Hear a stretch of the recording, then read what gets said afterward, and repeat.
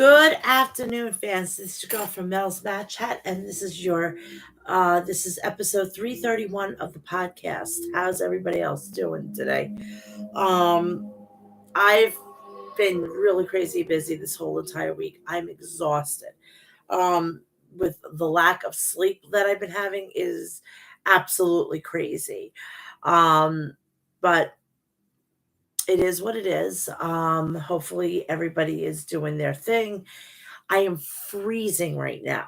I am so cold. I'm sitting in my apartment and I cannot wait to take a nice hot shower and get into some cozy clothes and maybe go to sleep early tonight. I don't know. It's depending. But anywho, um, hopefully everybody's having a great Friday and they're gonna have a great weekend. And I'm gonna go see my son tomorrow. Pray to God he's gonna stay good and he's going to be well behaved because I really want to spend some time with him. But it is what it is. Um, what do you call that? I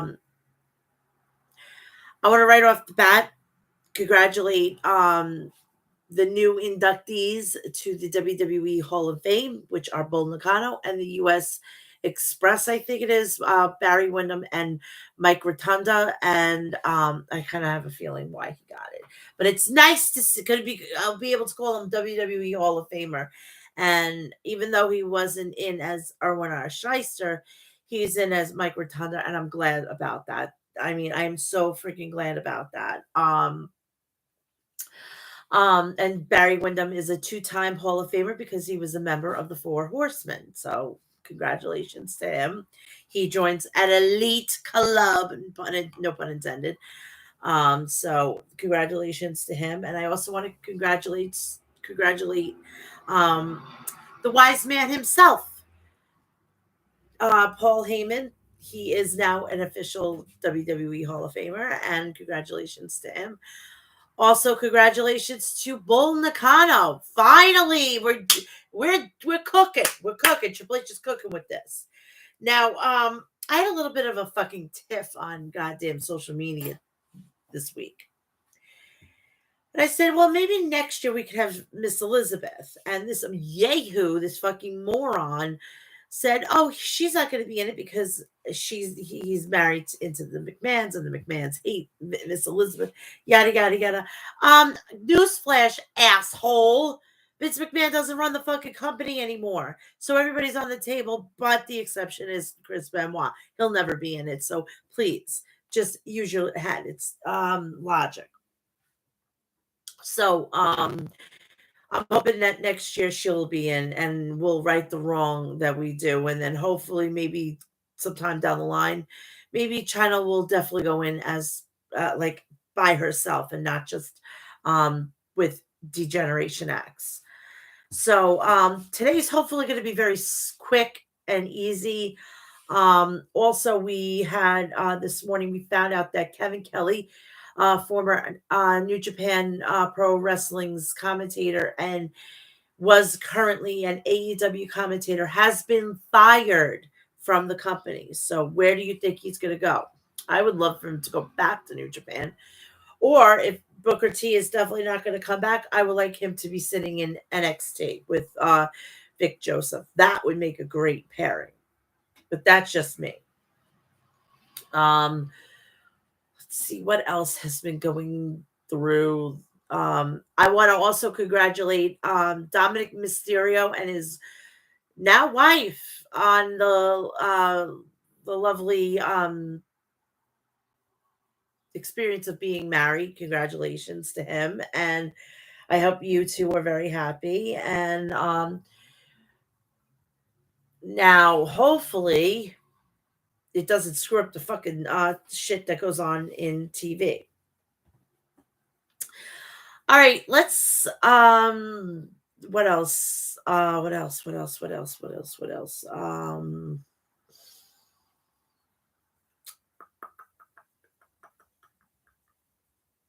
There's really nothing like big going on. I mean, what happened on Wednesday, and then we're gonna have it on the 12th with the debut of Mercedes Monet. So that is that. We have We're gearing up for WrestleMania, so this is going to be a big time. I am going to release my schedule for WrestleMania this coming week. So look at it for it on my Twitter, and here I'm going to put it in both places. Please do me a favor, like, share, and subscribe. Turn on the bell for all notifications so when I go live or upload a video, you all will know about it. Please like me and follow me on Facebook, Instagram, Threads, TikTok, X, and Cameo, Mel's Mat Chat, all through and through. Go check me out there. Also, please do me a favor and go check out the people over at Maestro Classics at maestroclassics.com. Visit their website for all your shaving essentials. Not shaving, beard essentials. Sorry, right church Ropio. Please do me a favor. Go check out Liquid Death at liquiddeath.com. Get and stock up on all your artillery to murder your thirst. They have 3 new flavored salsa waters. They have orange, cherry, and I think maybe fruit punch. I don't know. You're gonna have to go check that out. I'm trying to get in touch with Liquid Death to see if they could send me 3 to try on here. So, fingers crossed. They also have spring water. They have unflavored salsa water. They also have iced tea, and they have also sports packs that you can make your water into a sports drink. So go check everything out on liquiddeath.com. If you're a coffee aficionado just like me, please go check out Deathwish Coffee at deathwishcoffee.com. Visit their website for all your coffee essentials. And if you're into the dark side of things, they'll take good care of you. And if you're into skulls, great place to go pick some up. Please also, if you're going to support independent wrestling, please check out House of Glory. They will be having an event on Friday, April 5th. And they're going to be doing joint forces with Wrestling Revolver. They will be having a show together on WrestleMania weekend. Mustafa Ali versus Amazing Red. Alex Shelley versus Hog Champion Mike Santana. And Mike Santana is no longer with AEW. The Rascals and Grizzled Young Veterans will be there. And Steve Macklin versus Charles Mason. May 5th, Cinco de Mayo, La Casa del Gloria. Phoenix will be there. And then Saturday, May 25th, Boston, El Helio Vikingo. And if he's back from his injury. So let's rock and roll, and let's just get Dynamite out of the way, and then we can concentrate on WWE. Okay.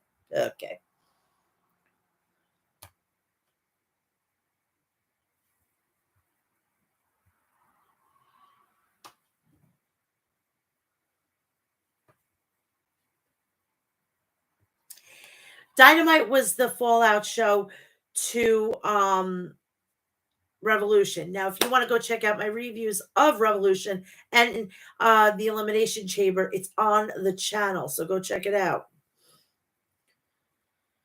All right, they are coming from the Gas Arena in Duluth, Georgia.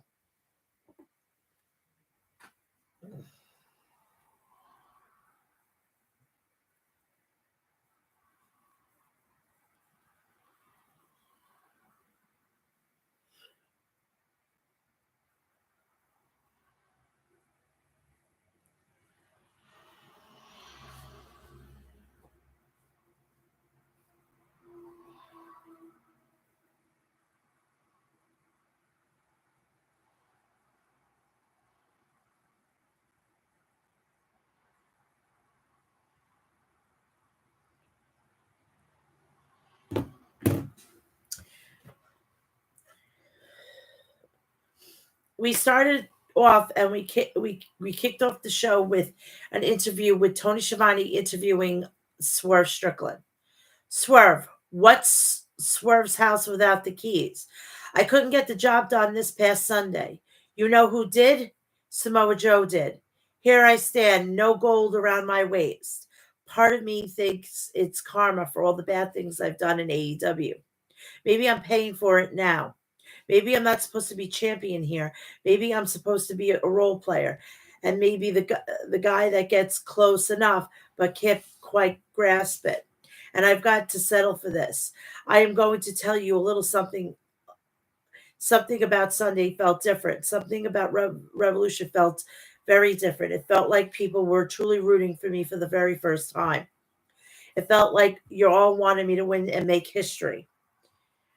The fact remains, nothing changes from this point on. Samoa Joe, whether you're still holding the world championship or not, I'm coming for you. That's a promise. Oh my God. Hey, how's it going? Learning.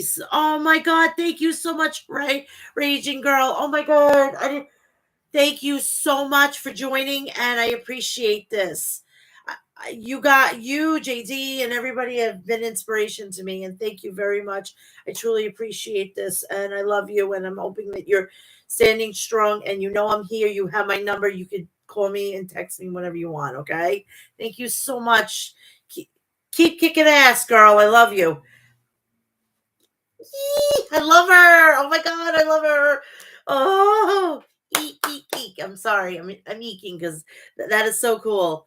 That is absolutely fucking phenomenal. I love that. That is so cool.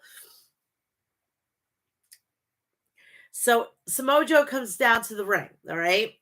And Samoa Joe says, for a man who I beat the other day, you sure make it talking funny, making a lot of promises to these good people, and you will never keep. In fact, I came out here to give you a reality check. Here we are in Swerve's house, but unfortunately, your house exists in my world.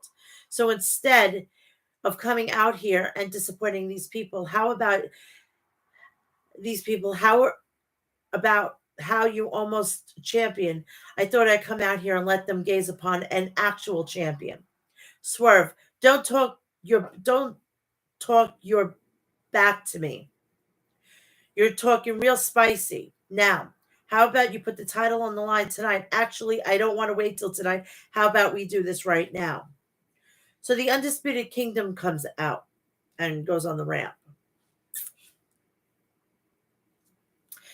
Adam Cole, the only story coming out of Revolution with talking about the Undisputed Kingdom, Roderick Strong is your new AEW International Champion. Basically, it was a blueprint of what happened when he won the North American Championship in NXT. So please, let's just get this out of here. Talking to Mike Bennett and Matt Taven are still the greatest ROH tag team champions of all time. And then there's Swerve and Samoa Joe. Joe, you're only champion because we allowed it to happen. And Swerve, in 6 months, no one will give a damn about you. You're not going to be world champion, but I'll tell you who is. Wardlow. Swerve, it's a funny thing you're telling me. I need to get back to the back of the line. How many times did you fail? You get an opportunity after opportunity.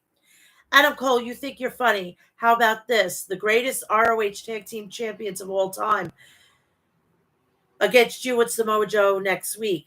Swerve, why not wait? Why wait till next week?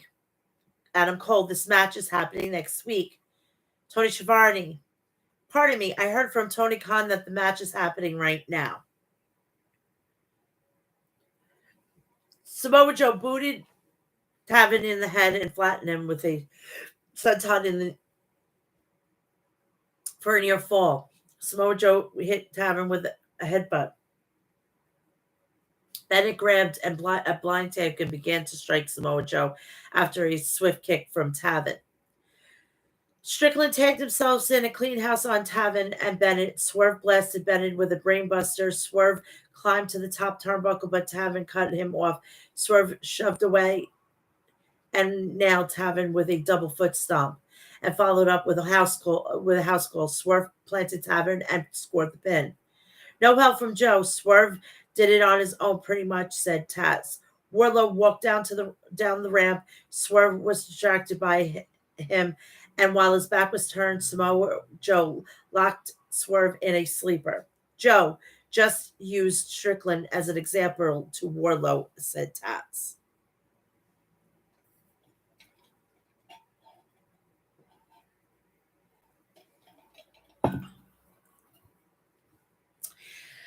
It was made official that next week, big business, it'll be AEW World Champion Samoa Joe taking on Wardlow for the title. I'm sorry when I see that. It's like I'm like very verklempt. Renee Paquette was backstage with to interview FTW champion Hook. Chris Jericho interrupted Renee. Jericho, you know Hook, the first match I worked as the Lionheart, Chris Jericho, in this country was against your father. He suplexed me on my head. I've never forgotten that, but I always felt like I had a little connection to Taz because which made me feel like I have a little connection to you. But I never respected you, Hook, until you dumped me on my head this past Sunday at Revolution. And when I was in the ring with you, I realized maybe you were the real deal. So congratulations on that. Jericho fist pumped Hook and smiled. Next, a huge announcement from the EVPs, the Young Bucks. Nicholas, actually, I have two huge announcements. Matthew, how about we make those announcements in the ring? Uh-oh. So we go to FTW Championship match. Hook versus the Machine, Brian Cage. Cage cracked Hook with a thrust kick. Cage followed up with a suplex and a running elbow to Hook in the corner. Cage sent Hook flying with a belly-to-belly suplex. Cage pulled a chair out from beneath the ring and wedged it into the corner. Hook blasted Cage in the face with a fire extinguisher. Hook clocked Cage in the head with a trash can lid. Hook jumped off the ring steps, but Cage caught Hook and power slammed Hook on the arena floor. Cage charged at Hook, but Hook dodged him, sending Cage crashing through the barricade. Back in the ring, Hook countered an F5 and spiked Cage with a DDT on a steel chair. Hook nailed Cage with a T-bone suplex. Hook smashed a trash can onto Cage and then suplexed Cage onto a steel guardrail for a near fall. Cage escaped the red rum. Cage smacked Hook with an F5 onto the chair. Brian Cage took a bag and emptied it, spilling thumbtacks onto the ring. Hook cracked a kendo stick across Cage's back and then suplexed Cage into the thumbtacks. Hook clubbed Cage. Hook applied the red rum, but Cage sat back into the thumbtacks. Hook wouldn't let go despite being in the thumbtacks, but Brian Cage put Brian Cage to sleep. Hook won via ref stoppage. Out of nowhere, the Gates of Agony ambushed Hook. Bishop Khan and Toa Leona stopped Hook. Chris Jericho sprinted to the ring with his baseball bat, coming to the aid of Hook. He cleared the ring of the Gates of Agony. Next, we have Renee Paquette was backstage with freshly squeezed Orange and Cassidy, Trent Beretta, and Chuck Taylor. Renee, what's next for you, Orange? Orange, well, it's going to be the same thing I always do, and that's I do whatever I can fill up my backpack with another championship. Renee, let's talk about the new vacated AEW World Tag Team Champions. Trent and Chuck are the guys that are going to be in the tournament. Chuck, Renee, it's high time that the best friends win the big one. But unfortunately, the boys aren't back in town. I'm not cleared. My ankle still hurts. But I think these two could enter the dang tournament and win the whole dang thing. And guess what? Friday night on Rampage, you guys your first match. Trent, boys, it's time to win the big one. Kill Switch versus Daddy Magic Matt Menard. Menard charged at Kill Switch, not wasting any time, throwing forearms at Kill Switch. Menard ran into Kill Switch, but Kill Switch countered with a choke slam. Kill Switch clobbered Menard with a lariat to the back of the neck and then pinned him.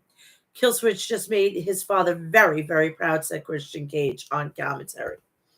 Kill Switch continued his onslaught after the match, but Daniel Garcia ran to the ring to even up the odds. Garcia pummeled Kill Switch in the corner. Nick Wayne jumped into the ring, but Garcia backed him off with strikes. Garcia turned around and was wiped out by a massive boot from Kill Switch. Nick Wayne walloped Garcia and with Wayne's World. There's nothing Nick Wayne could do under my guidance. Can't do under my guidance, said Christian Cage. Christian Cage and the Patriarch celebrated on the ramp until the rated R superstar Adam Copeland came out from behind and attacked Kill Switch with a steel chair. Copeland choked out Nick Wayne and then set his sights on Christian Cage, but Christian began to back away. Mother Wayne went to strike Copeland with a low blow, but Copeland blocked it. Copeland charged after Christian Cage, but Cage retreated. Adam Copeland chased Christian Cage through the arena and then backstage. Christian Cage jumped into someone's SUV, hijacked it, and drove away. Adam Copeland said, looked into the camera. Copeland, I know you're going to see this. This is the end. This has to end where it started. Toronto, March 20th, Dynamite, Copeland, Cage. 3 for 3 for the TNT Championship in an I Quit match. This is going to be a decent fucking match. Now, just hopefully after this, it's over. I don't want to see this again.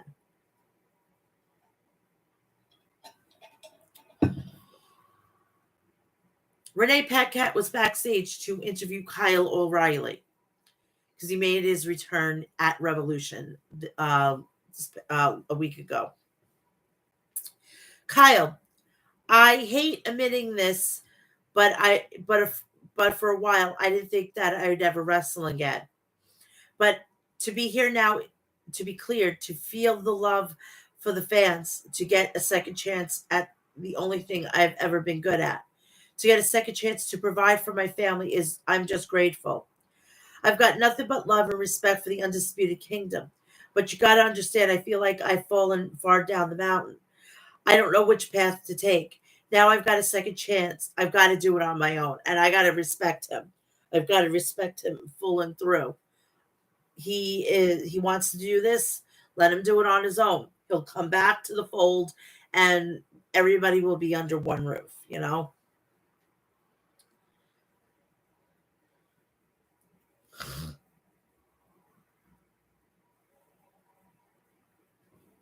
Tony Schiavone was in the ring with the EVPs, the Bucks.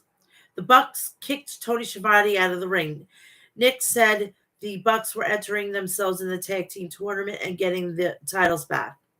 Matt said they have 2 huge announcements. The first item pertains to their 2 dear friends. Matt said Hangman Adam Page crossed the line at Revolution by putting his hands on 2 AEW officials, so he's suspended from the Elite without pay. Matt also said Kenny was fired from the Elite. Matthew was about to make another announcement until the Continental Crown champion Eddie Kingston walked down to the ring. Kingston said he was warned that if he talked crap about the Bucks, he'd be fine. So he threw a wad of cash at Nick Jackson and said he might as well fine him now. Matt told Eddie not to air his grievances on national television, and put his arm around Kingston. Nick moved closer and grabbed Kingston, but Kingston knocked Nicholas down and then struck Matt. As Kingston and Nick were tussling, Matt connected with a low blow to Kingston, and then Nick followed up with a thrust kick. The Bucks was about to smash Kingston with an EVP trigger. Then suddenly we heard coins drop, and we have the official debut of Kazuchika Okada, and he is officially all elite. So Okada came down to the ring as the arena became unglued. Okada got in the ring and it appeared that he was about to help Kingston. Instead, Okada grabbed Kingston and rocked him with a Rainmaker clothesline. I never thought I'd be fucking saying that. I guess we're going to be saying Rainmakers and fucking this, that, and the other thing. Nick, one announcement we've got to make. The newest member of the Elite, the Rainmaker, Kazuchika Okada. And do you know how long it took me to be able to say his first name? I was just saying his last name until I got the fucking first name. Now I am proud to say his first name. Omega is out. Okada is in. I can't believe it, said Tony Schiavone.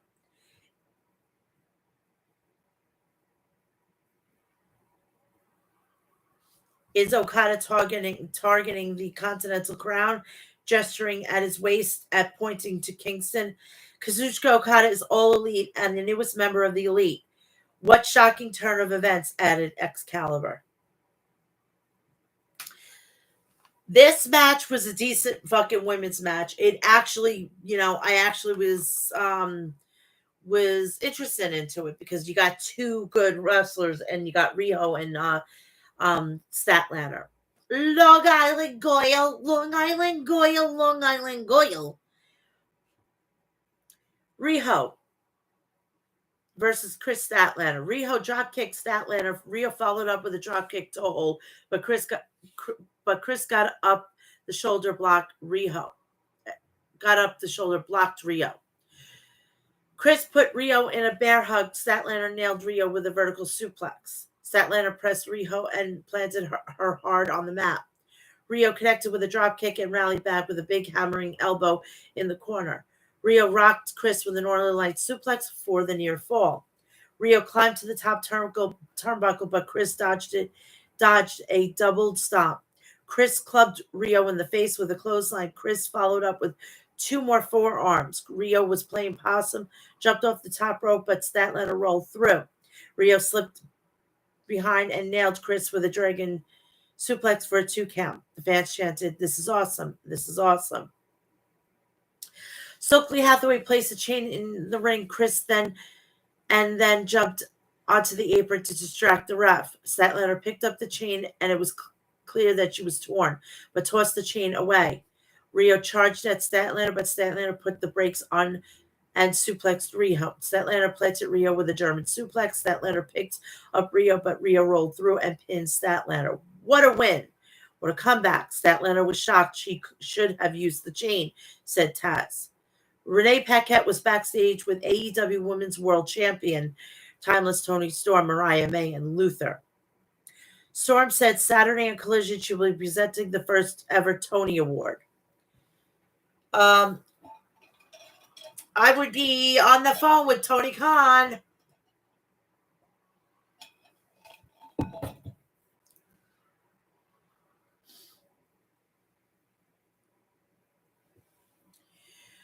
Renee was backstage with Stokely Hathaway and Willow Nightingale.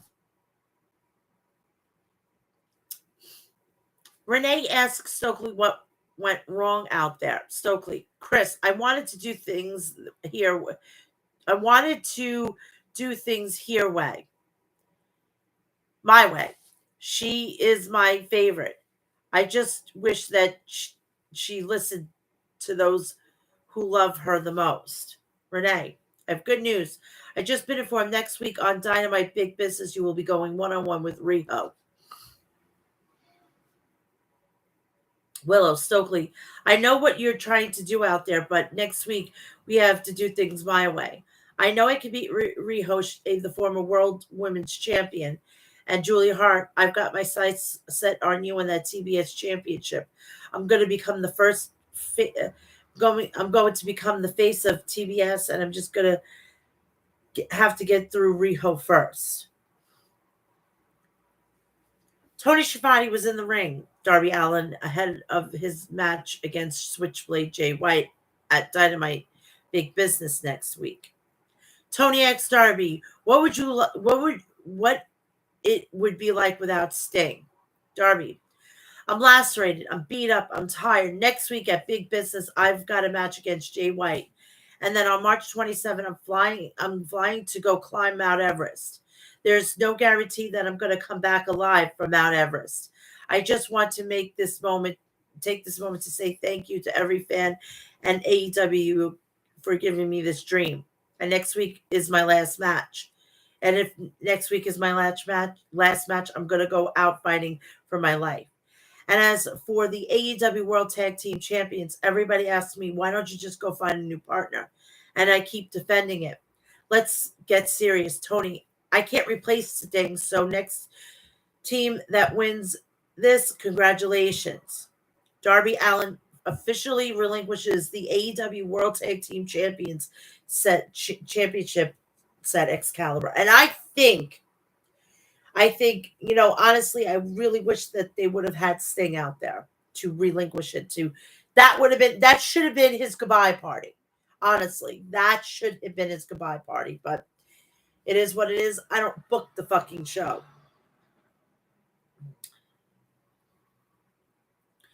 So then the Bullet Club Gold came out to the ramp. Switchblade Jay White. Whoa, I'm sorry. I didn't want to interrupt this little sob story, but Darby, you just gotta you you you're just such an elusive guy.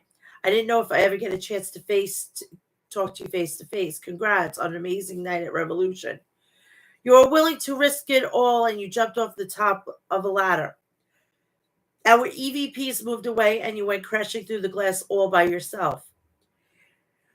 Between you and me, Alana, I don't really care that this is all people are talking about. There's no one match after you now.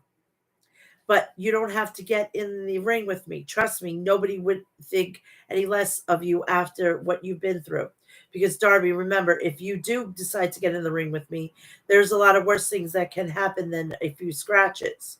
So I have a better idea. Instead of the match, why don't you come back and hang with the Bang Bang Scissor Gang? We have a nickname already for you, Darby Scissorhands. Darby, are you done? I'm going to get right to the point. You came to AEW and did what? You don't believe in the hype?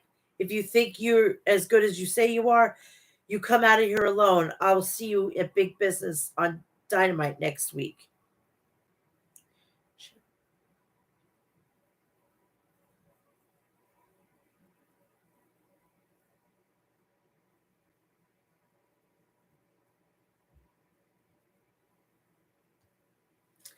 The House of Black were backstage with strong words from Mark Briscoe.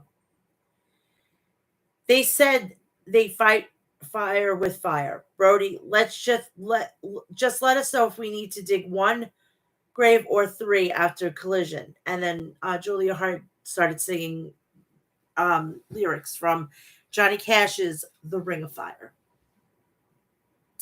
Renee Paquette was backstage with Mark Briscoe. Briscoe, Saturday night, let's do it. Atlanta street fight, anything goes on Collision. Jay Lethal interrupted and said he had Mark's back and he'd bring Jeff Jarrett with him. No! Main event time. RRH World TV Champion Kyle Fletcher versus the aerial assassin Will Ospreay. I can't believe I'm going to be covering a Will Ospreay match. This is fucking crazy.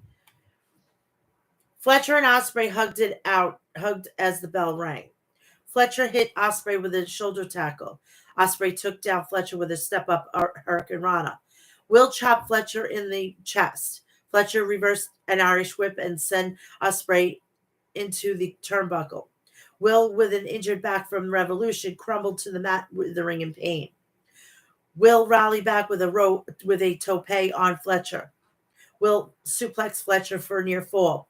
Fletcher had an Oz cutter scouted and nailed Will with a suplex and then a brainbuster. Fletcher and Ospreay exchanged chops in the center of the ring.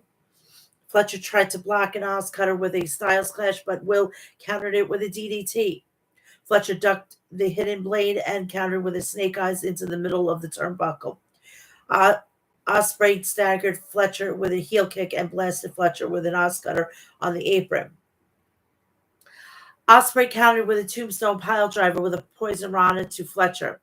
Ospreay climbed to the top turnbuckle, but Fletcher knocked Will down. Fletcher attempted an avalanche dragon suplex, but Will landed on his feet. Will powerbombed Fletcher, but Fletcher kicked out at the count of two. Ospreay decimated Fletcher with an avalanche poison rana. Ospreay caught Fletcher with a Spanish fly and then an Os cutter, but Kyle kicked out. How tough is Kyle Fletcher? asked Excalibur. Double tough, replied Don Callis. Osprey finished off Fletcher with a hidden blade and pinned Fletcher. After the match, the American Dragon Brian Danielson came to the ring. Danielson smiled at Fletcher, and the two had a stare down. So, they they taped actually Collision for Saturday last night, and tonight, Rampage, and that's basically about it. Let's get to SmackDown and Raw, and then I can get you out of here. Remember, please like, share, and subscribe. Turn on the bell for all notifications so when I go live, you will know about it.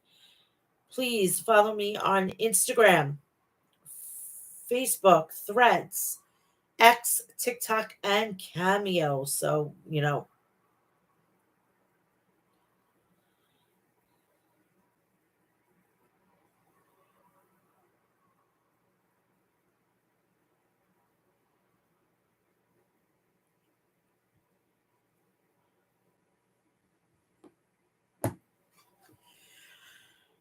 all right. This SmackDown was the Fallout show from the Elimination Chamber. Yes. Seems like such a long time ago. So we have WWE legend Dwayne The Rock Johnson is set to appear. Tag Team Championship match, Women's Tag Team Championship match. The Kabuki Warriors versus Bailey and Dakota Kai. Street fight. LWO's Carlito versus Legado del Fantasma Santos Escobar. Singles match, Naomi versus Tiffany Stratton. And of course, the fallout from Perth Elimination Chamber. The show opens up with a video package recapping what took place at the Elimination Chamber premium live event. Corey Graves then welcomes us to the show, and the undisputed WWE champion, the Tribal Chief, Roman Reigns, music hits. Reigns makes his way down to the ring with Solo Sikoa, Special Counsel, the Wise Man Paul Heyman, and Jimmy Uso. Don't forget, we have to acknowledge him as a WWE Hall of Famer.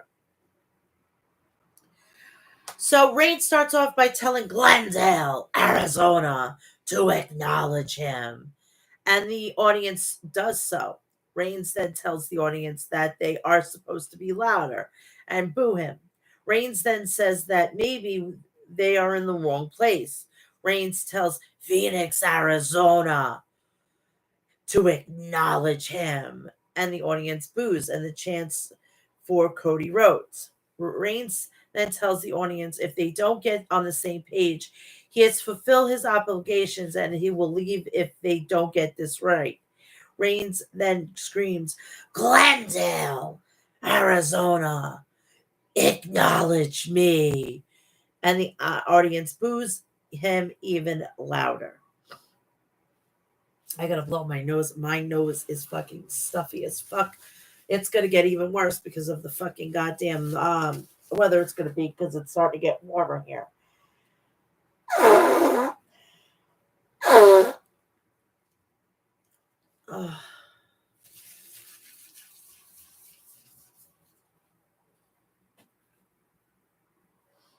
Oh, that feels so much better. Reigns then says that is it and that they are done. Reigns then turns to Heyman and tells him to fuel the jet because they are leaving. Haynes then tells Reigns they can't leave yet because he still has to come out to handle some business. Reigns then scoffs and leans on the ropes. Heyman then gives The Rock a massive introduction. Nothing all of introduction, nothing all of his accomplishments, noting his accomplishments. Sorry. So The Rock music hits, and the rest of the bloodline looks annoyed while they are waiting for the People's Champion to make his way down to the ring wearing a classic $500 shirt. Yep, that's a $500 shirt. Not what? Yes, definitely.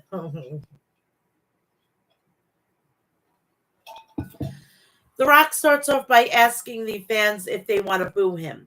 The Rock then says he's got some news that of them will be happy about. The Rock then asks if there are any people from Phoenix here tonight, and the fans cheered.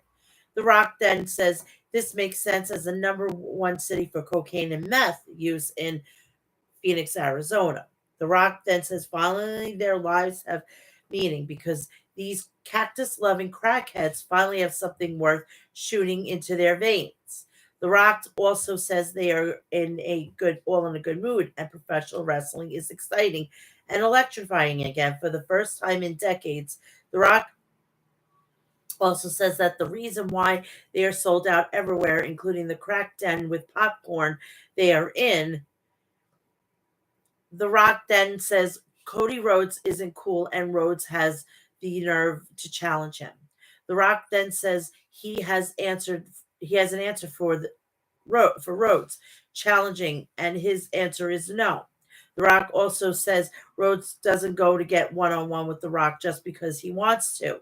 The Rock then calls Rhodes a fool for challenging him when he has to face the most dominant champion ever, Roman Reigns. The bloodline then laughs at Rhodes' challenge, but they are businessmen and they have a counter offer. The Rock then challenges Rhodes and Seth freaking Rollins to a tag team match on night one of WrestleMania. And if Rhodes and Rollins win on night one, then the bloodline will be barred from ringside on night two of WrestleMania. Now I'm gonna throw my fucking 2 cents on this. Two things I'm thinking about with this thing. If they do this and he doesn't, he wins and they win and everything, and there's no bloodline, that's when either we can get Tama Tonga or possibly Jacob Fatu. He wasn't officially in the bloodline. Second,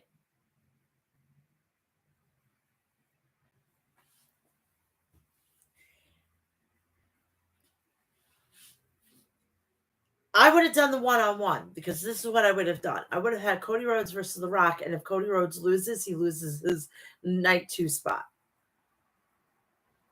But it would have been predictable. And third, I forgot, The Rock's 21-minute promo couldn't be on WWE TV. He couldn't do that shit on TV. So this is where he's doing it. So now you got to pay attention to every fucking thing on social media now, because this is where they're going to have their real promos. This is where the adults are going to be. Okay? And I'm sorry I don't have any makeup, but I just fucking dermaplaned it. So my face was red. So then The Rock says if he and Roman Reigns wins, then the match between Rhodes and Reigns on night 2, WrestleMania, will be the bloodline rules.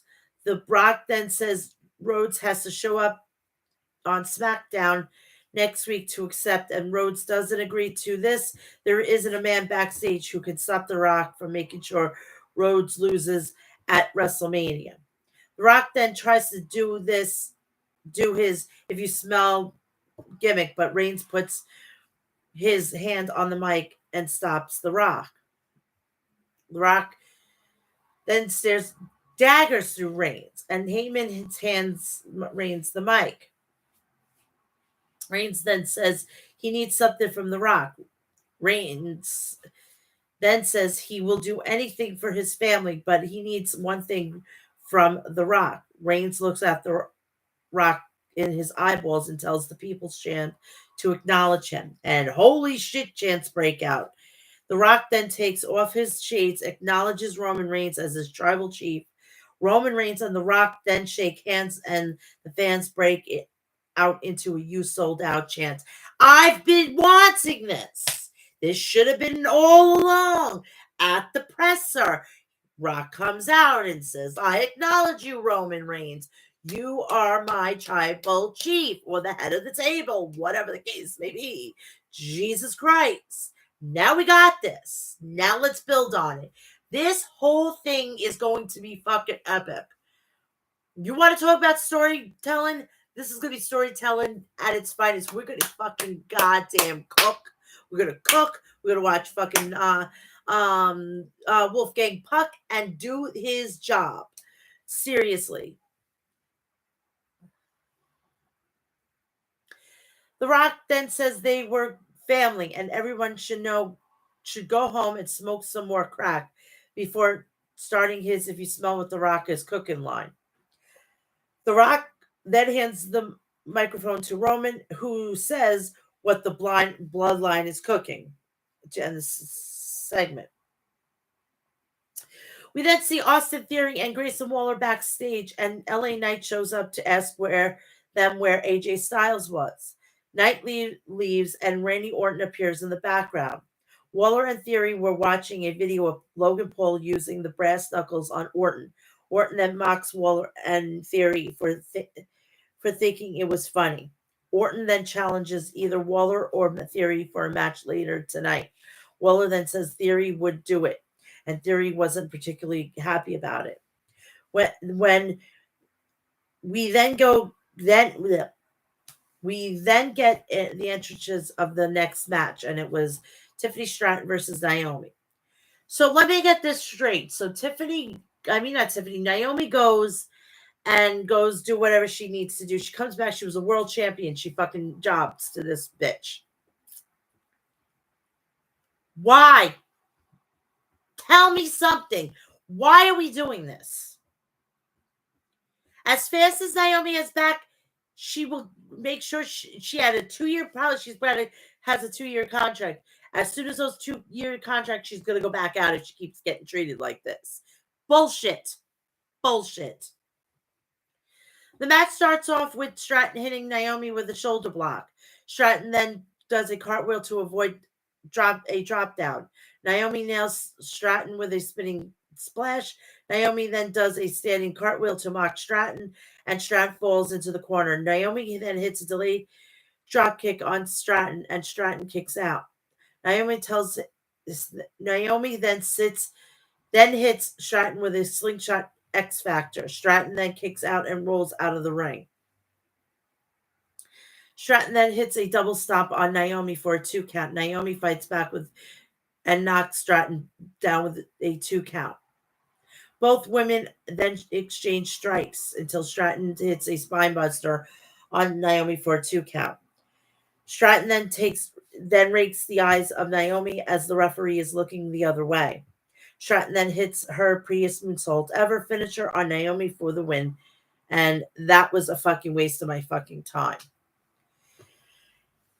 A video package recalling the Damage Control storyline airs. Then we get a re-entrance for the next match, which are the tag team title match for the women's, the Kabuki Warriors versus Bayley and Dakota Kai. I knew that this match was going to be dead in the water. The match starts off with Asuka and Singh attacking Bayley after Kai and Bayley made their way down the ring, all fired up. Bayley goes to the top early, but Singh hits Bayley from behind, sending Bayley down to the mat. Bayley then tries to fight back, but Asuka throws Bayley into Kai, and that sent Kai to the ground on the outside of the ring. Bayley then tries to fire up the crowd, is behind her. Singh is then tagged and does a double of tag team moves on Bayley. Asuka is then tagged back in, but Bayley runs the Kabuki Warriors into each other. Bayley then cleans house and Kai returns to the apron. But Bayley tries to tag, Bayley tries to tag Kai into the match. She jumps off the apron. And that's where things get right into a frenzy. Bayley then was left alone against the Kabuki Warriors, and Bayley takes them down before attacking Kai on the outside. Asuka and Singh then recuses Kai and rescues Kai and rolls Bayley back into the ring. The crowd then chants Bayley. Io Sky then enters the ring and hits a running knee to the back of Bayley. Damage Control then taunts Bayley and toys with her as the match ended in a no contest. We head backstage where we see Damage Control celebrate what just happened at ringside, but they run into Jade Cargill, and Cargill stare down Sky. SmackDown General Manager Nick Aldis finds Cargill and says, He is ready for her, telling Damage Control he will deal with them later. Blink and it was over. Blink and it was over. And I'm not kidding.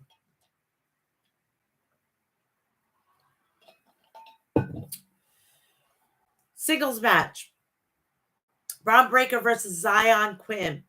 The match starts off with Breaker hitting Quinn with a devastating spear, and that was it. Then he won. Move on. Braun Breaker wins. A vignette showing the storyline between Carlito and Santos Escobar. We have a graphic in a memory of Virgil was shown, and we get the entrance to the next match, which was Carlito versus Legado del Tasman in a street fight. And I thank the people, and I thank those two for actually having a brain and wearing jeans. All right? I don't want to see fucking them coming out with fucking like trunks. They had a street fight on Raw where Imperium was coming out and they had their fucking goddamn ring gear. No, put jeans on for the love of God. Honestly. So this match starts off with a brawl between both men. Action then spills to the outside, and Claudio sent Escobar into the ring steps. The crowd chanted, "We want tables." And Carlito immediately went under the ring and pulled out a table. Escobar then took advantage of that and tried to attack Carlito. But Carlito fought back and went under the ring to grab a kendo stick. Carlito found an apple, and the crowd was cheering until Escobar jumped off the top rope and to take out Carlito. Escobar then hits Carlito with a knee, but only gets a 2 count. Escobar then goes for a splash on Carlito, but Carlito hits Escobar with a steel chair on his head. Carlito then hits Escobar with several clotheslines before hitting Escobar with the trash can. Carlito then places the trash can on Escobar's head and hits the trash can with a chair repeatedly.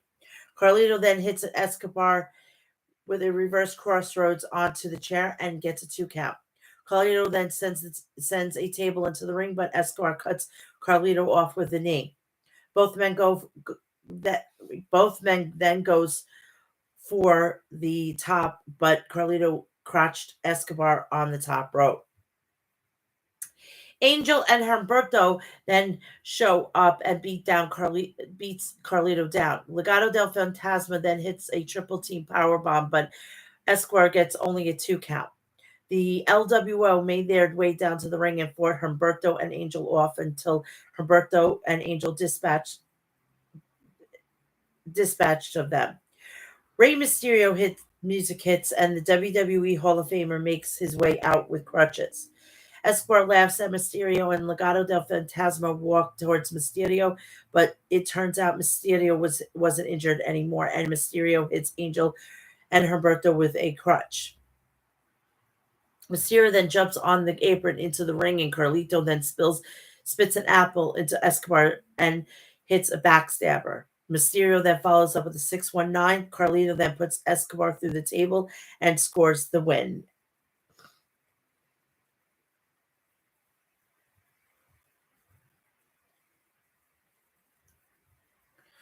We had backstage where we could see the new Catch Republic, so NCR. And asked General Manager Nick Aldis for another shot at Judgment Day's Undisputed Tag Team Champions at WrestleMania. Aldis tells them that he and Raw General Manager Adam Pearce have a related announcement coming up, but gets distracted by some noise. Aldis finds LA Knight looking for AJ Styles. Aldis tells Knight that Styles is not in the building tonight, and Knight warns Aldis that he will get to Styles one way or another to give him a souvenir. Kevin Owens' music hits, and Owens makes his way down to the ring to do some commentary for the main event. So the main event is the Viper, Randy Orton versus Austin Theory. The match starts off with Randy Orton wasting no time in working over Theory. Orton then knocks Theory out of the ring and beats Theory down in front of the commentary desk. Orton then sets up Theory for his patent commentary desk suplex, but Waller puts Theory away. Orton then gets in Waller's face, and Theory pushes Orton into the ring post. Theory then suplexes Orton on the desk. Orton then sets up a suplex, but Theory tries to counter that into a blockbuster. Orton then counters Theory and hits him with a neck breaker. Orton then hits a number of clotheslines on Theory and follows up with a power slam. Theory then gets to his feet, but Orton clotheslines him over the top rope. Orton then suplexes Theory on the commentary desk. Waller then gets in Orton's face, and Orton suplexes Waller on the desk. Orton then hits a patent draping DDT on Theory. Orton then calls for an RKO, but Theory pushes Orton away and hits a running blockbuster on Orton. Theory sets up for his A-Town Downtown finisher, but Orton escapes. Theory then follows Orton up within a head, and Orton kicks out. Theory then tries to hit Orton with a draping DDT, but Orton escapes. Theory then stuns Orton in the top rope and attempts another rolling blockbuster. Orton then counters Theory and hits him with an RKO for the 1-2-3, and that was it for the match. Then after the match, Waller attacks Orton, and Owens saves Orton to stop the attack. Theory and Waller then turn their attention to Owens, but Owens hits a stunner on Theory, and Orton hits an RKO on Waller, and the babyfaces stand tall at the end of the show comes to a close. That is it. Let's get to Monday Night Raw, and then I could get you out of here, and that hopefully will be less than half an hour, which is fantastic for me.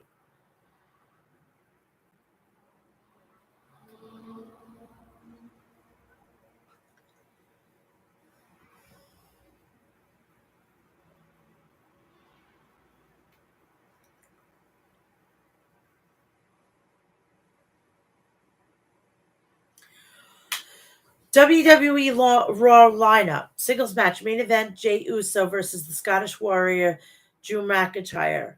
Singles match. The man, Becky Lynch versus the Irresistible Force, Nia Jax.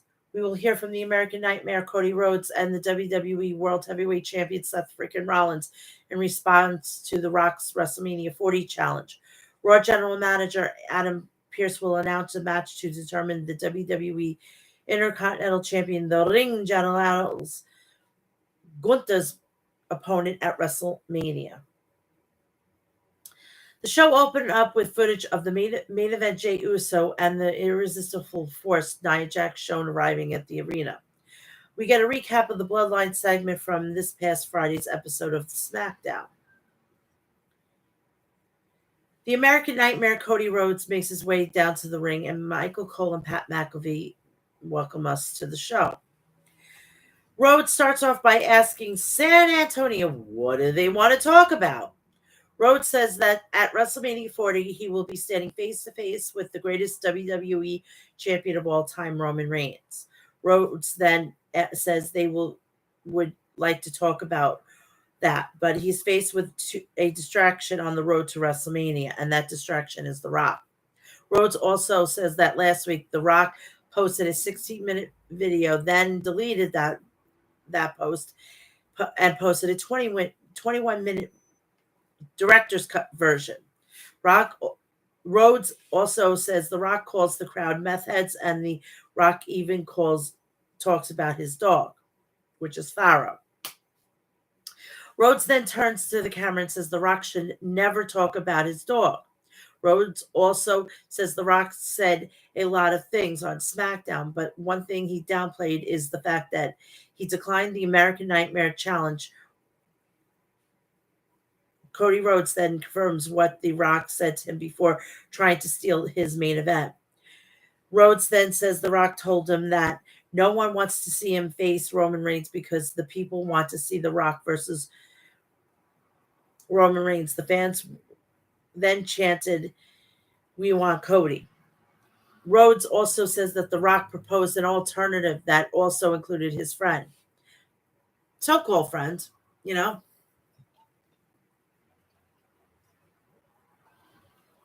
Rhodes then paused and says he thinks he can call this man the world heavyweight champion, Seth freaking Rollins, his friend. Music hits and he makes his way down to the ring as the crowd sings his song.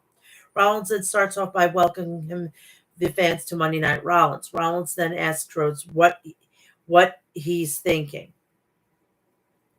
Rhodes then tells Rollins that he understands if Rollins wants to focus on his title defense against Drew McIntyre and not have his back. Rollins then says he will take care of McIntyre. Rollins then points out that what he said last week and that is some things are bigger than them. Rollins then says WrestleMania isn't just about finishing Rhodes' story, it's also about Rollins' story. 2. Rollins then says the Rock in the bloodline reigns is inches away of having absolute power. Rollins then says he is over the Rock at this point, and Rocky suck chance breaks out. Now, if people were watching SmackDown last week and they kept cutting it, well, you can thank The Rock. And there was a sign that said, die, Rocky, die. So whomever that was, you can thank that guy. And, of course, The Rock, because he was profanity up the ass. Rollins then says The Rock hasn't been the people's... The Rock... Wait. Hasn't been the people... Rollins says The Rock hasn't been The Rock or the people's champion in a long time. Rollins then says he isn't going to bother calling The Rock any of those names again. And from here on out, he will refer to The Rock as Diarrhea Dwayne. Rollins then says Diarrhea Dwayne promises to make sure that Rollins loses his title if he sticks his nose in the Bloodline's business. Rollins then turns to the camera and tells The Rock that he would like to see him try. Rollins says that as of today, he's 100% medically cleared and asks Rhodes if he has his back. Rhodes nods and says they are going to go to SmackDown this week and give The Rock his answer face to face. Ooh, give me a box of popcorn and a soda and give me the fucking television and leave me be. It's going to be good. Michael Cole congratulates the icon Sting on his retirement and thanked him for the memories. And I thought that was really fucking cool. Now, if only we could do a super show with AEW and WWE, that would be mwah, chef's kiss. But a girl could dream, you know. And thanked him for the memories. Pat McAfee then says Sting had an epic match last night. And that was good. That was cool. That was classy. And I loved it. Then we get to the next match. We have a non-title match for the Intercontinental Championship. Gunther versus Dirty Dominic Mysterio. The match starts off with Gunther putting Dominic Mysterio in an E-bar. Dominic then chops Gunther, but it has no effect. Gunther then misses a chop and Dominic slaps Gunther in the face. While the referee tries to hold Gunther's back, Dominic slaps the ring general in the face again. Gunther then chases Dominic outside the ring, but Dominic puts JD McDonough in Gunther's path. Gunther then pushes McDonough into the ring post. Dominic then goes for a chop, but Dominic pulls Gunther out of the way, and Gunther's hand smashes into the ring post. Dominic then grabs Gunther's other hand and slams it into the ring post. Gunther then rolls into the ring, and Dominic slingshots back in the ring and steps on Gunther's hand. Dominic goes for a rope walk arm drag, but Gunther stops him from doing so. Gunther then annihilates Dominic with a vicious chops that nearly broke him in half. Gunther then destroys Dominic with another chop, and Dominic ends up in the corner. Dominic then rips Dominic's shirt and chops him again. I felt that. Then Gunther then puts Dominic in a Boston Crab, and McDonough gets on the apron. Gunther then knocks McDonough off the apron. Dominic then chops Gunther out of the ring and hits a dive onto Gunther. Dominic then trips Gunther into the ropes and looks for a 619. Gunther then counters that with a lariat. Gunther then goes for a pin, but he picks Dominic off the mat to break the count. Dominic then counters with a powerbomb and 10 with a sunset flip, and Gunther kicks out. Dominic hits a 619. Dominic then misses a splash, but lands on his feet. Gunther then hits a shotgun dropkick on Dominic. Gunther then hits a powerbomb on Dominic and immediately transitions into a Boston Crab, and Dominic submits.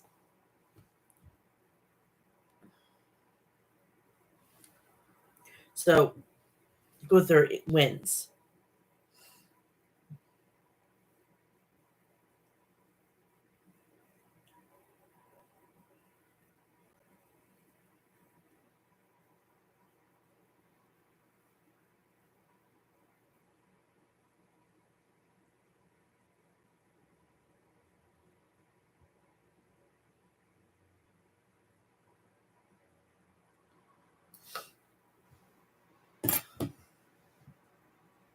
We head to the back where we see Damage Control walking around.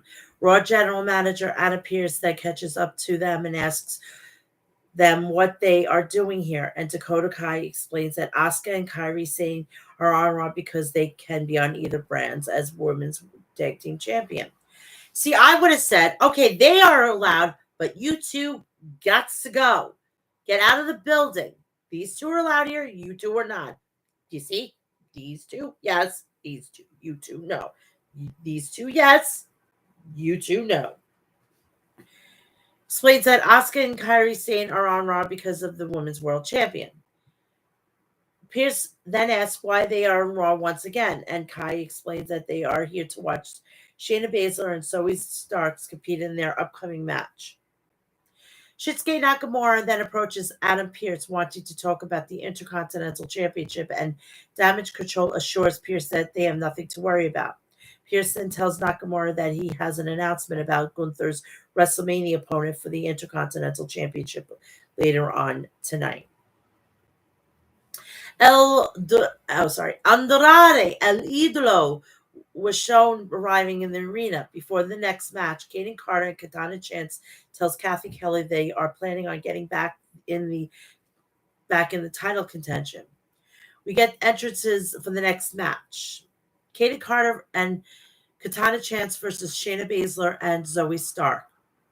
The match starts off with Baszler and Carter. Baszler steps on Carter's arm and Stark tags in. Carter then hits a kick to Stark's chest, then lands a second one on her face.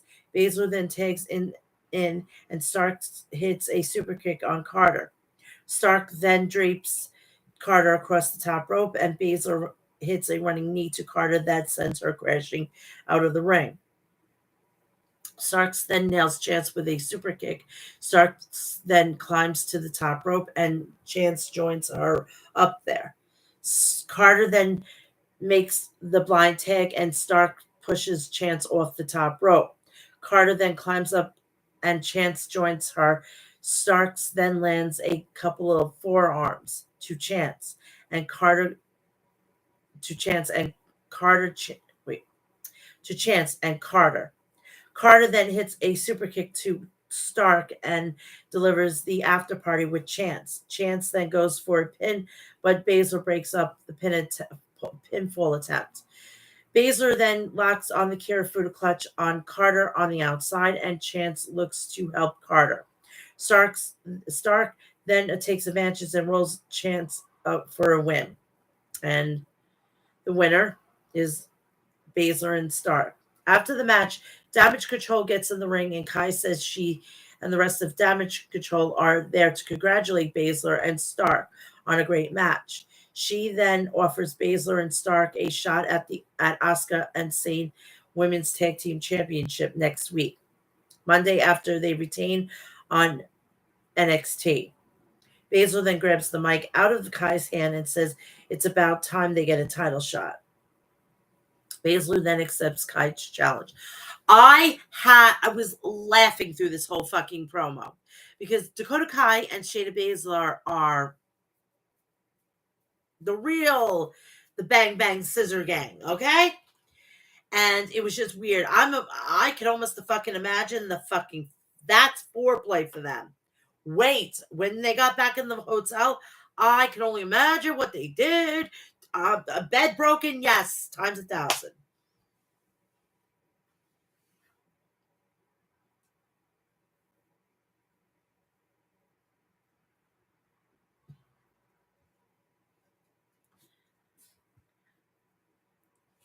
We head back where we see Judgment Day with Dominic Mysterio in the trainer's room. Damien tells Priest Finn Balor that they will take care of Imperium while McDonough takes care of Gunther. But McDonough didn't seem to be on board with this. Andrade El Idolo then shows up seemingly to say hi to Dominic and wish them luck. After Andrade leaves, Priest seems to seem skeptical, but Dominic told him that Andrade could be important for them. Haha, that could be a very interesting thing.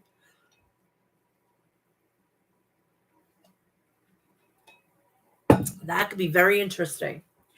If they're going to kick Damian Priest out, I would love to see him join Judgment Day.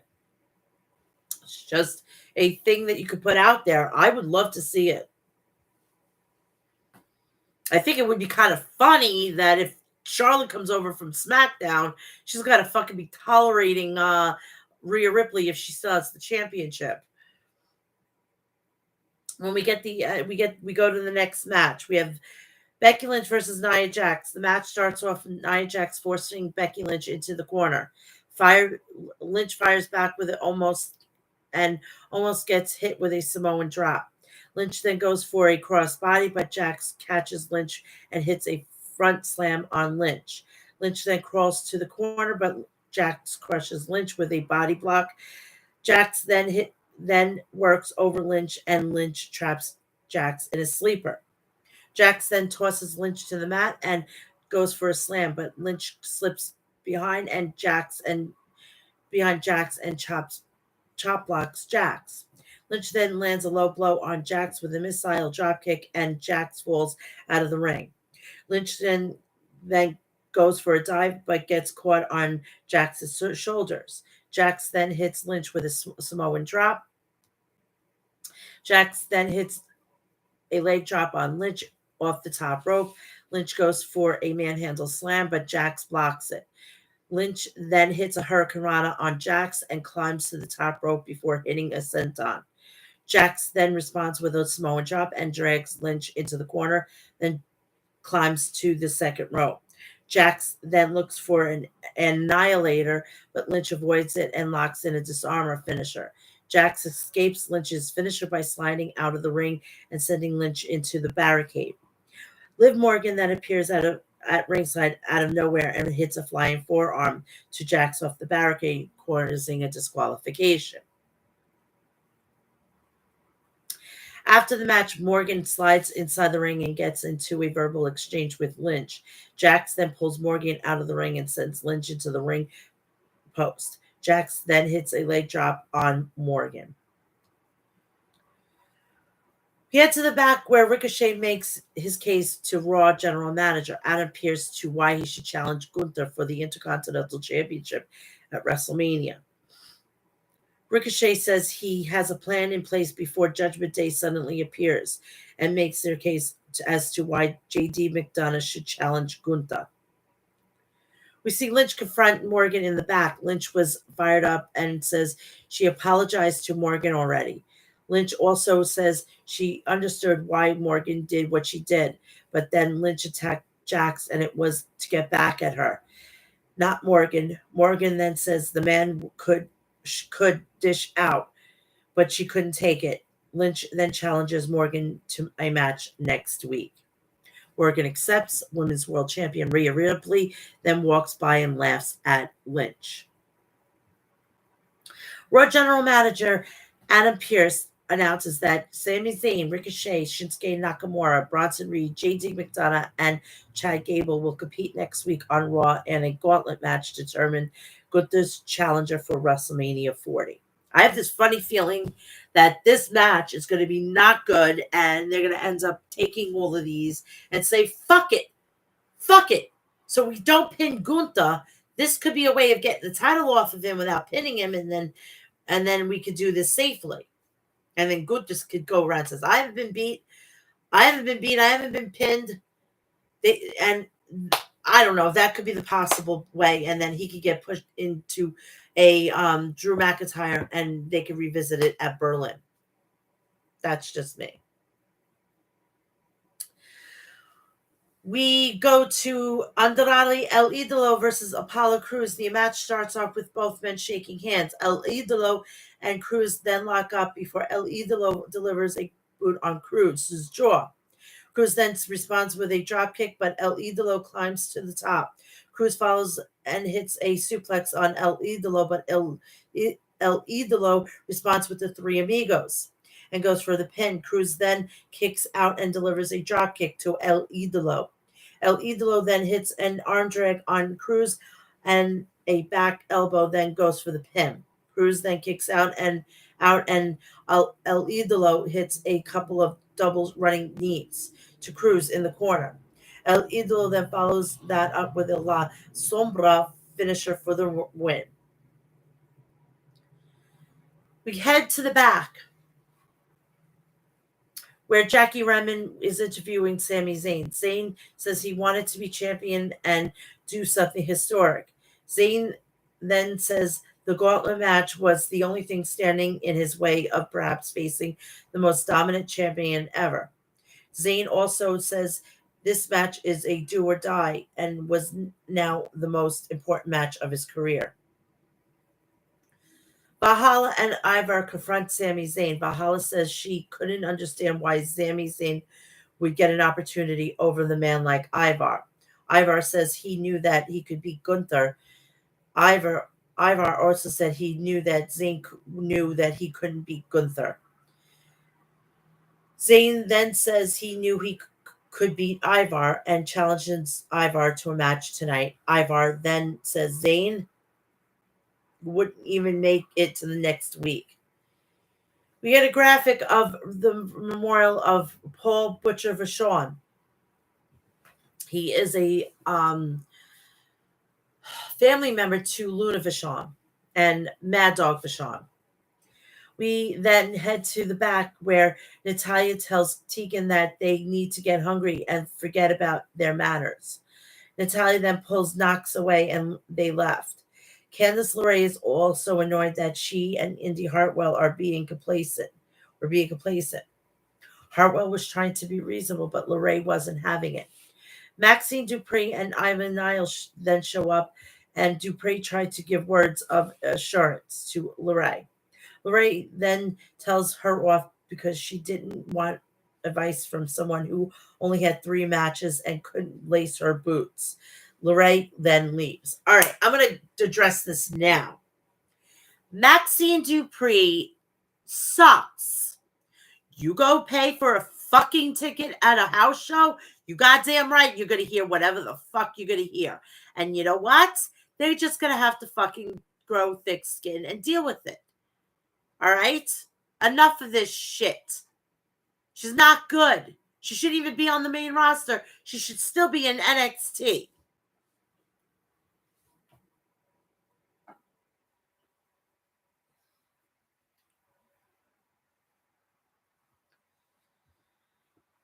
In a non-title match, Finn Balor and Damian Priest versus Ludwig Kaiser and Giovanni Vinci. The match starts off with Balor and Kaiser. Vinci tags in and delivers a right hand to Balor's midsection, but Balor responds with a dropkick to Vinci's face. Balor then pushes Vinci into the corner before Priest tags in and sends Vinci into the opposite corner. Priest then delivers several right hands on Vinci and then nails him with some stomps. Kaiser then tags in Priest, puts him down with a boot. Priest then knocks Kaiser down with a right hand, and Balor tags in and double teams Kaiser with Priest. Balor then hits a scissor kick on Kaiser and delivers a couple of elbows on Kaiser's head. Balor then puts Kaiser in an abdominal stretch, but Kaiser escapes and sends Balor into the ring post, shoulder first. Kaiser and Vinci hit a double drop kick to Balor. Vinci then tags in and nails Priest with a drop kick on the apron to prevent Balor from tagging him in.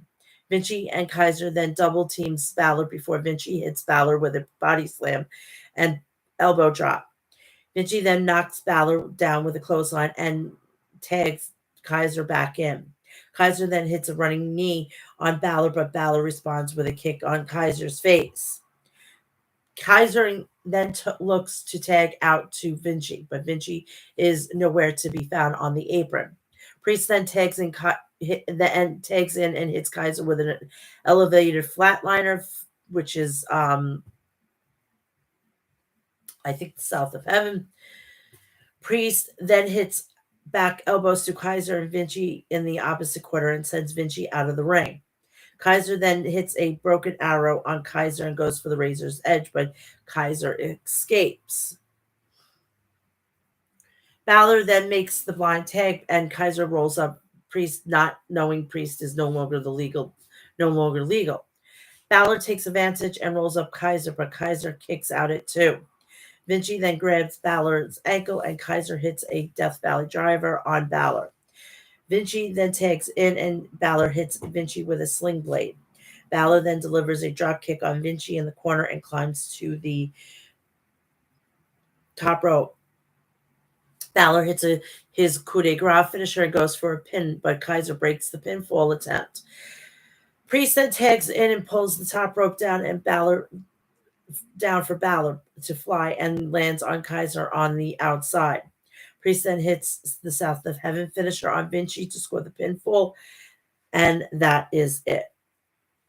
It was then announced that Paul Heyman would be inducted into the WWE 2024 Hall of Fame.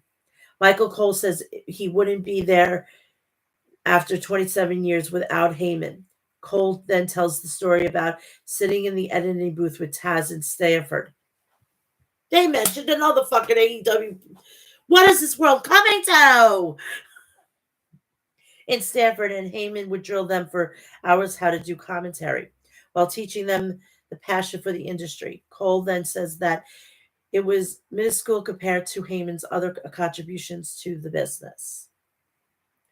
Then we head to the back where Jackie Raymond was interviewing Drew McIntyre. McIntyre says Rollins obviously didn't listen to him last week, and he calls Rollins a spotlight junkie. McIntyre also says that Rollins keeps getting involved when people return, whether it would be Rhodes, CM Punk, or The Rock. McIntyre then says he doesn't care anymore what Rollins did as long as he shows up to WrestleMania. McIntyre also says he will put Rollins down because the title deserves so much better than Rollins, and it also deserves better than Jey Uso. McIntyre also says that he wanted from Jey this entire time. It was an apology. McIntyre also says that he wanted to be bigger man, and he apologizes to Jey because he knew how much Jey needed this victory, but there wasn't a chance in hell he was winning. Women's World Champion Rhea Ripley then confronts Women's Champion Io Sky and the rest of Damage Control. Ripley says Sky to stay out of her territory. Sky then chuckles and leaves. Sami Zayn versus Ivar. The match starts off with Ivar hitting a power slam on Zayn, and Zayn responding with a series of right hands. Zayn then springboards, leapfrogs over Ivar, and clotheslines Ivar over the top rope. Zayn then hits a tope on Ivar and sends Ivar back into the ring. Zayn then goes for a tornado DDT, but Ivar puts the brakes and sends Zayn flying over a top rope. Ivar then delivers a senton off of the apron, and Ivar goes for avalanche back suplex. Hold on one second.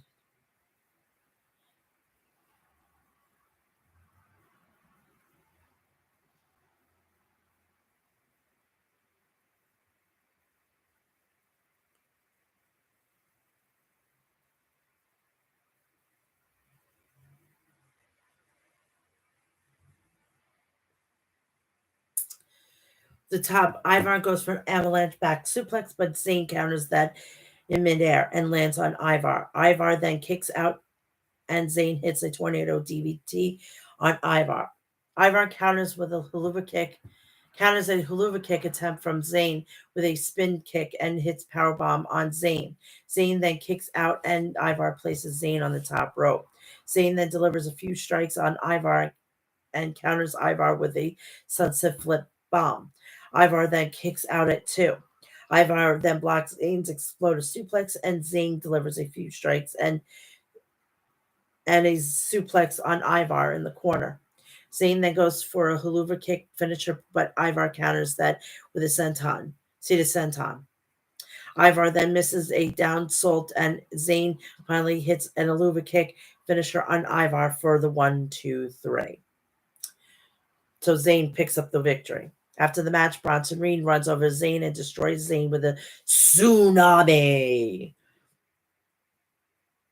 We head to the back where Kathy Kelly is interviewing the Intercontinental Champion, the Ring General Gunther.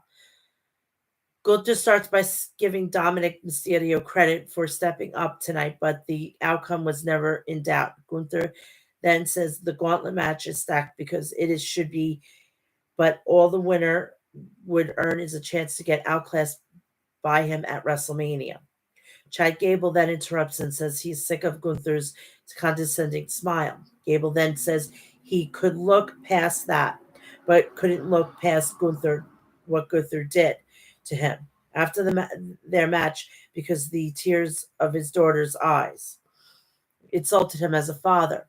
Gable also says this was a path to redemption, which meant delivering on what he swore back in September, and that is that he would take the title from Gunther and put it around his waist, and taking that smile from Gunther and putting it on his daughter's face. Gunther then chuckles and leaves. Main event Jey Uso then cuts a promo on McIntyre in the back. Jey says he was worried for what he was going to do to McIntyre tonight. Jey also says McIntyre will find out that Jey doesn't play.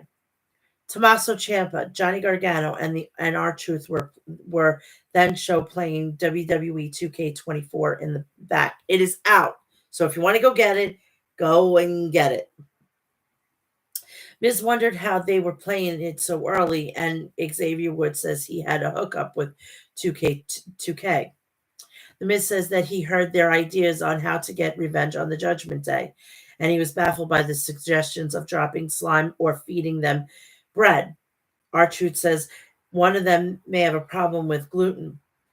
Miz says they should take the tag team titles, Ciampa, Gargano, and Truth, and call themselves Regeneration X. I'm done.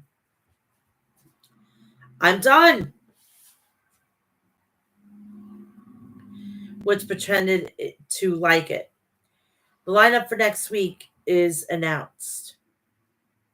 Gauntlet match for the Intercontinental Championship contender. Ricochet, Chad Gable, Sami Zayn, Bronson Reed, Shinsuke Nakamura, and JD McDonough. Becky Lynch versus Liv Morgan. Tag team title match for the women, Shayna Baszler and Zoe Starks versus the Kabuki Warriors, Kairi Sane and Asuka. And it's coming from the Toyota Center in, I think it's Houston, Texas. I don't know where it is.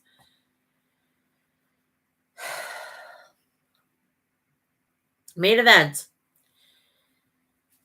Drew McIntyre versus Jey Uso. The match starts off with Drew McIntyre and Jey Uso trading strikes. Jey then sends McIntyre out of the ring. Jey and McIntyre then fight outside the ring. McIntyre then says Jey clear across the commentary desk. McIntyre and Jey then traded strikes once again. Jey then delivers a big kick on McIntyre, followed by a crossbody off the top rope. But McIntyre kicks out. Jey goes for a leaping frog, but gets kicked in the face by McIntyre, and Jey kicks out at 2.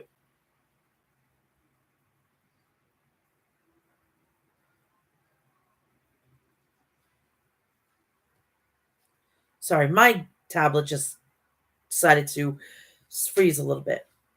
McIntyre then works over Jey, but Jey surprises McIntyre with a powerbomb out of the corner. Jey then goes for an Uso splash, but McIntyre gets his knees up and hits a spinebuster on Jey. And Jey kicks at it too. McIntyre and Jey then traded strikes again. and McIntyre sends Jay over the top rope. The fight then continues out on the floor, and McIntyre hits a suplex on Jay. Jay then takes control of the match and hits a dive on McIntyre. Jay then sends McIntyre back in the ring and goes for the top rope. Solo Sequoia then hops the barricade, and McIntyre hits Jay with a future shock DDT after the distraction from Sequoia. Cody Rhodes then makes his way down to the ring and attacks Sequoia. McIntyre then calls for a Claymore, but Jay counters with the 3 super kicks and hits the spear on McIntyre. Jay goes for the top rope but gets distracted by his brother Jimmy Uso appearing at ringside. McIntyre takes the advantage and hits Jay with his Claymore kick finisher for the win. After the match, Jimmy Uso grabs a chair, slides it in the ring. Seth freaking Rollins then makes his way down to the ring and hits a super kick on Jimmy Uso. As Jimmy has a steel chair in the hand, looking at it, Jay with it. McIntyre then surprises Rollins with his Claymore kick and stands tall as the show closes. And that is it. I will be back here a week from today at 2 p.m. with episode 332. Please go check out the rest of my content on the channel. And please like, share, subscribe, and turn on the bell for all notifications. So when I go live or upload a video, you will know about it. Please do me a favor. Go follow me on X. Go follow me on Facebook, Threads, and Instagram. Also follow me on TikTok and Cameo, all Mel'S Mat Chat. Please also go check out my Astro Classics at myastroclassics.com. Please go and go check out Liquid Death at liquiddeath.com. Go to Deathwish Coffee at deathwishcoffee.com. Please go check out HOG Wrestling at hogwrestling.net. And please, April is going to be here before you know it, and it's Autism Awareness Month. Please go check it out. Go check everything out. Go get yourself educated, please. And on April 2nd, please wear blue because I wear blue and autism doesn't stop in my house. So every day is Autism Awareness Day, but April 2nd is World Autism Awareness Day. So please wear blue, take a selfie, put it on social media, tag me into it, and please hashtag it World Autism Awareness Day. So I'm the voice of the voiceless, as you should be too. I'm the advocate before advocacy was cool.